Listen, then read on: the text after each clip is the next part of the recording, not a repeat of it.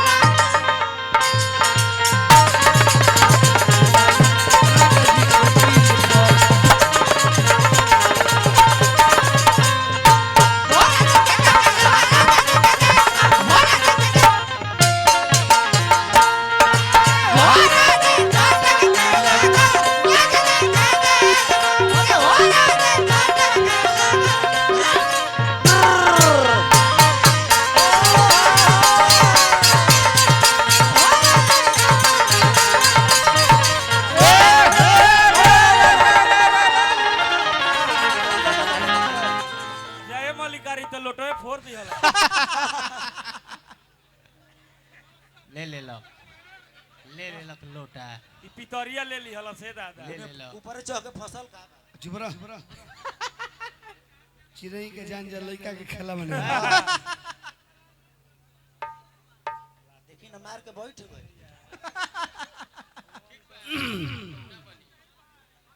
बहुत खतरनाक नचनिए बिया भाई हार्ड बिया असली मारल जाला रे महावीर मार देबे कहियो लाइन ने पिस्टन खराब हो जाए बाद में हां भाई विचार कर ये बहुत सुकवार चीज है ये बहुत नाजुक चीज है ये जो अंग है ये बिना हड्डी के अंग हकीकत देखो सही बात देखई ई जो अंग है गौतम बाबू ये जान जानू ये गर्मी भर ठीक रहेला गर्मी भर एक बदहाली के सीजन आ रहा है एक बदहाली के सीजन कौन हो है ठंडा जाड़ जतने ठंडा पड़ी नु जतने जाड़ पड़ी एक नंबर लाग जाओ तो खोजे के पड़ल कि यहाँ के कहाँ ओहे घड़ी बुझाला देसीलावा छेमी हो जाला खोजे के पड़ल कि यहाँ कहाँ बानी श्रीमान जी आई बहुत पागल नचनिए भी एक मार दे मार के जीवन बर्बाद कर दी लेकिन बहुत सुंदर गीत संगीत के भाव बा सबसे बढ़िया हम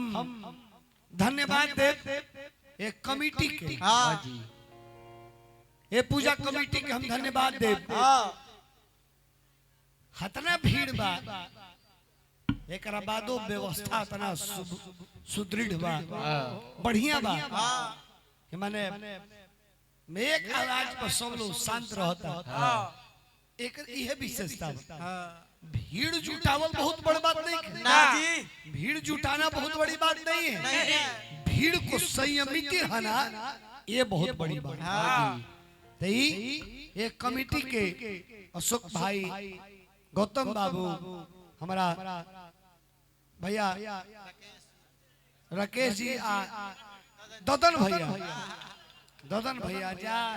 तेरे की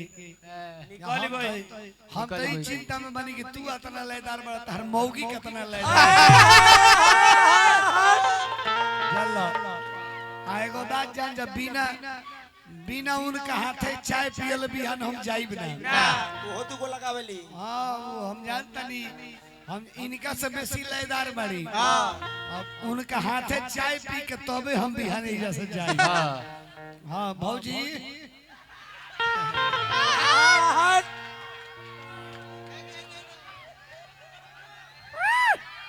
प्रणाम प्रणाम